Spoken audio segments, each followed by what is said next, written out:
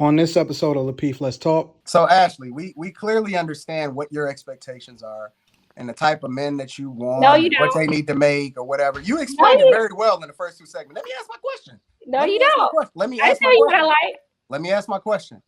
So, for this awesome man that you're expecting, what exactly do you bring to the table that's actually going to say, oh, she adds value to my life also? That would put me in a position where I feel like I have to take care of the house. And I have no problem working. I have before. I'll say this. I have before. We're talking over each other. We're not getting anywhere. No, we're not changing the dynamic. You can't be frustrated. Let me ask you a question. So are you willing to be by yourself for the rest of your life? Wait, I'm sorry, huh? Huh? All I heard was life. All I heard was in your life. Are you willing to be by yourself if are you willing to be by yourself if need be for the rest of your life? If need be, yeah. But see, case in point of everything that we talked about on the previous show. And as a man, I need some more caps, bro. And as a man, it shows them unless I am the high earner, I'm not going to even get a look. And if I do get a look, I may get her, but I may not be able to keep her. That's the part of the reality where it comes down to about earnings. I did date someone who made that much money before, and I made a little bit more. Like I made a lot more at that time, and so I felt like, well, I'm good, right? Like I could take care of myself, so I really didn't care what the salary was. I cared about like how he treated me and all those types of things. But eventually, when it did become serious and like we started living together and joining a life together, he did get better jobs and his income did, he did get more income over time, but it was just like the financial decisions and things that we started doing, like he couldn't like supplement. So I say that you have to be super careful if your lifestyle is like higher than their salary and you're trying to join lives, right? Because that person's contribution is not going to be as high as your contribution. And I think that was part of my problem. I was so young and I wasn't thinking about, okay. How long did y'all last? 8 years. 8 years. Yeah. But you still end up pulling the trigger. 10 years, on paper, but 8 years, successfully together. So I'm saying for me, I did do that before. And so, yes, it didn't end well for me, but it wasn't the reason why things didn't go well. It was other, obviously. Hey, and let's be honest. Hey, none of us, well, I don't know. I won't speak for everybody, but everybody wasn't born with money. You know what I'm saying? Right. But at the end of the day, and I feel specifically as a man, unless you trying to put yourself in the position to at least strive to be that high earner or at least close, even if let's say you're doing HVAC and you bringing in 80, the thing is you still on that side of us talking about the 50K. If you're on the other side of 50, then it's like, you know what? Hey, I may be able to get the girl's number, the lady's number. But, hey, how far is that really going to go beyond a day? Because an average guy, again, this may be somebody also, if I'm making on the lower end of that, I'm probably on public transportation. Now we got Uber. Okay, that's cool and all, but it still goes back to not just your earnings, but your resources and access that you have. And you may not have as many resources and access that now compromises what type of chick that woman you're actually going to get. You know what you're saying, OB Nix? You're saying the exact thing that I said last show, and that money matters. Every single person on this show right now is saying that money matters. Ashley is saying it. Tawana is saying it. And B Nix is saying it. And now they saying that money matters, but then they saying at the same time in the last segment, oh, it's not enough, or high value men, or money don't matter as much as all of this. Like y'all contradict yourself from segment to segment. Not. And I'm gonna stop chopping this up and making it segment to segment. I'm gonna make a whole compilation of y'all contradicting yourself, because it's all cap. Everything y'all say versus what your actions are is completely different. Tawana specifically was saying that, and then the very question that we asked in the beginning of this segment was, "Oh no, I wouldn't date that type of guy." So what you talking about? Like nobody said money's not important. The thing that you're preaching to women, average salary. The thing that you're preaching to women, so is that and the way in which you really live and think is completely different. You live your life based off of what you're saying.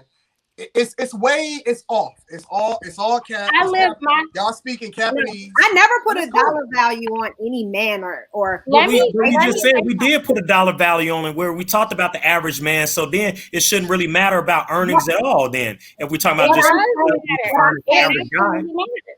Well, 25,000 is different from 70,000. 25,000 is different from 60,000. Like, it's not right.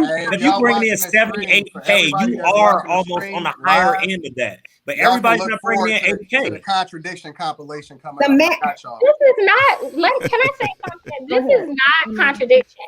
What I was saying before was that money is important. It's basic. It's not the only important thing. You all seem to think.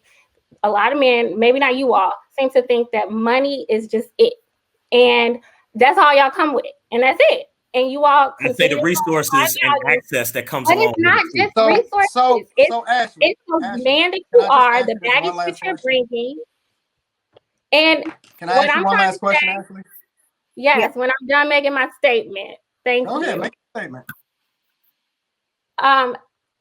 You all have to understand what is necessary is not always sufficient, and money is necessary. Money is not sufficient. So nobody is contradicting themselves. I'm not contradicting myself. I have been very clear. Money is important. You need money for everything. Men have typically provided. If you want a woman to submit to you, you have to be able to provide. That doesn't mean that you need to make 70K or 100K. That's not what that means. It really depends on the situation. And I don't personally believe just because you make 60K, like 60K to me is average. Like, it's completely average to me. In my life and what I am capable of producing.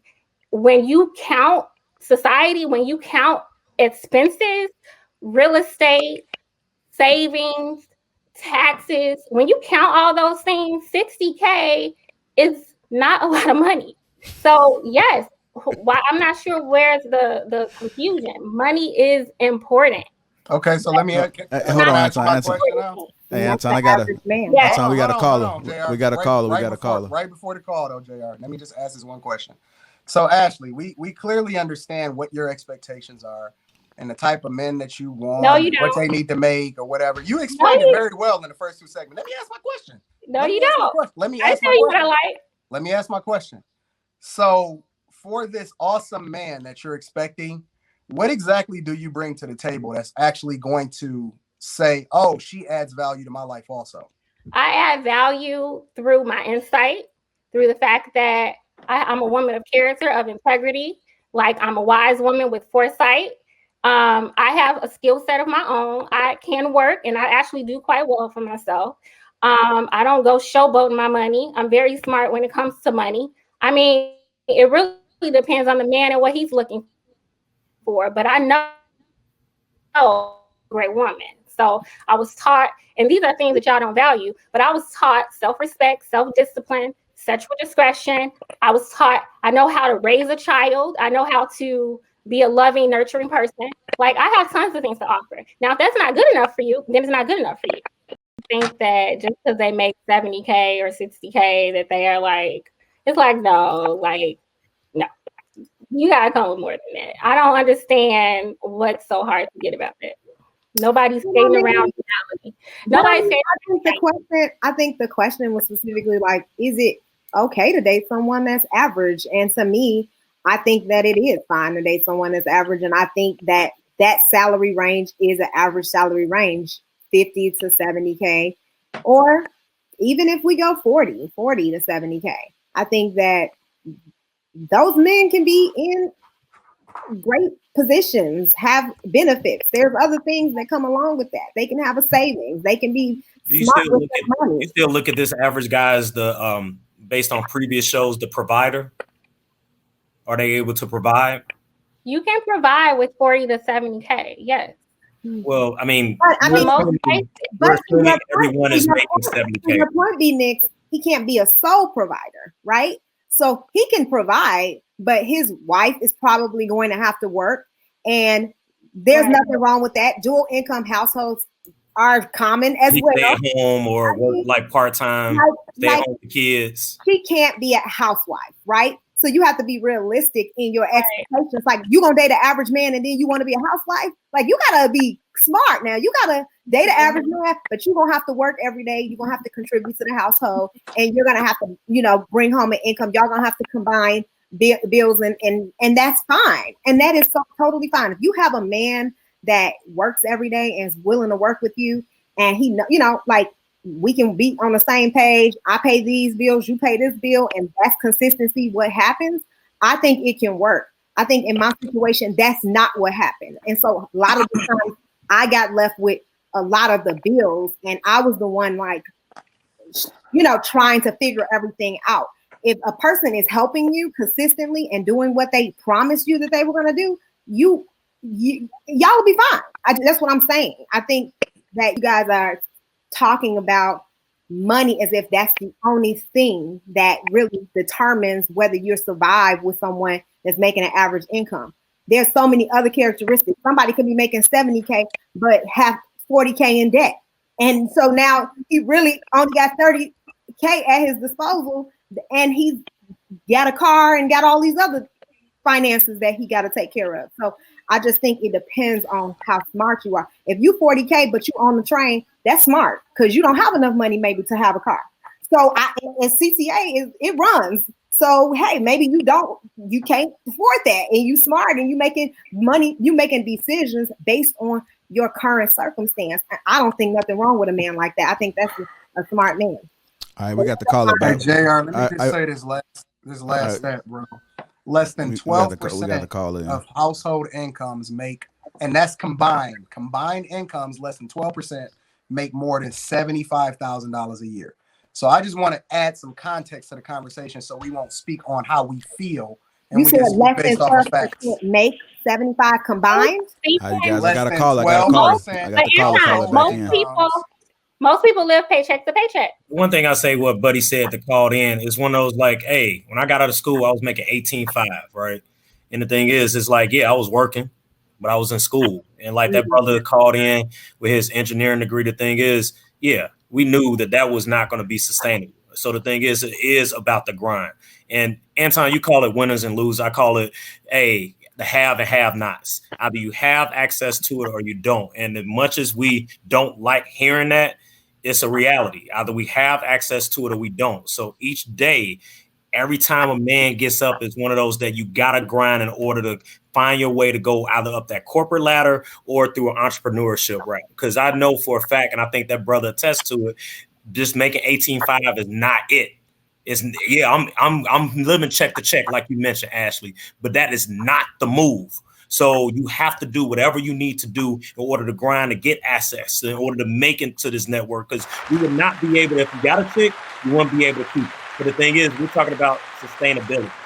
And it's not what we want to hear. We hate these societal norms, but it's the reality that unless I'm able to put myself in a position to get an Ashley, to get a Tawana, to even at least to make it to 50K, then I can't even enter the conversation. So the average guy, we all want to, like, you know, ensure that it's this narrative in order for us to have like this equally yoked society. But this is the opposite side of it. This is the reality of it.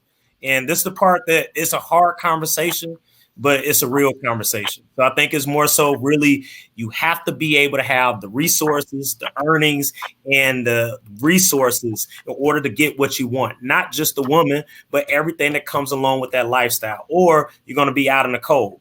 And nobody wants to talk about it, but it's the truth. And it's not just a black folks issue. We don't want to talk about it. In the world, regardless of what. I don't think we not want to talk about it. I think that you're really not listening to our perspective on it. And it's fine. I mean, nobody understand how men rank themselves and what they do.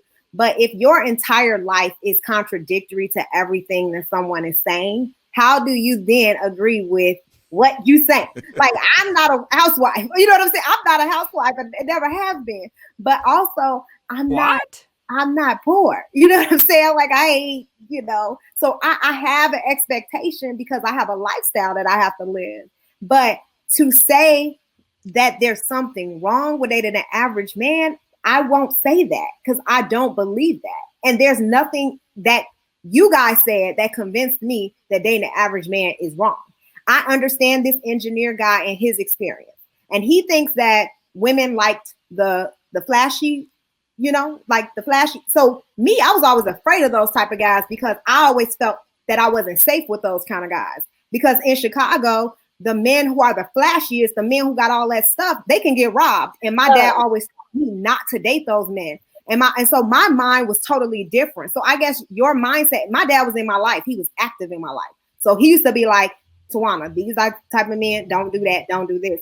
Like, I feel like it's, your experiences as well as all of this other. So I understand his reasoning, but he's in a club, he's attracting women, right? Because he got the bottles and stuff like that. But he ain't looking at the women that's not paying attention to him. He only interested in the women that's gravitating toward him. And I've seen that happen thousands of times. I'll be in the club and it'll be a man, it'll be tons of women. They're not paying attention to the women who are still out there talking to the average guy, who's still out there having a good time and not worried about the VIP. They're concerned with the VIP. And sometimes they handpick the women that they want.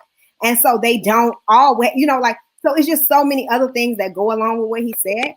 I totally get y'all point. And I understand why y'all feel that because society ranks y'all and why you have this pressure on you to make a certain amount of money. And I understand because like I said, I'm around a man and he feel the exact same way. So I'm not tripping. I get why men feel that way.